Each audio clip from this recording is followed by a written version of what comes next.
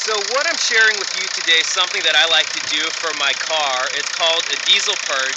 And if you're wondering what that means, it's kind of like a hyper-concentrated, huge, intense dose of like Techron for unleaded cars, but instead mine's a diesel, I'm doing this way. And the thing that's different about what I'm doing is I'm not just putting it in the gas tank, I'm actually directly feeding it into the engine here. So here's a quick look at what's going on under my hood. Now if you're wondering why I'm doing this, it really cleans the injectors, it makes the car run a lot better. Diesels are known for their loud noises and a little bit of clanking. It kind of reduces that a little bit and also sometimes helps the gas mileage. So here's the stuff that I use. You can see right here, it's called Diesel Purge by Lubro Mali, and I do have to tell you, it's not hard to do, but it can be tedious and kind of a pain in the butt. You have to kind of take the hoses off of the fuel filter right here, and let me tell you something, when those hoses are on those fuel filters, they sometimes don't want to come off, and here's my battle wound trying to get that hose off.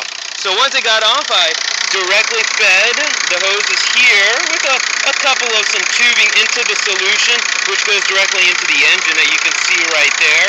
And I just need that solution to pretty much finish up. Here's a filter to see just how dirty my injectors really were, and right now they're actually looking pretty good because I also like to put in diesel additive into my car when I'm filling up to keep it lubricated, since we have ultra low sulfur for our diesel cars nowadays. But it's a pretty cool process, and also because it's cheap to do and you only have to do it every 20,000 miles.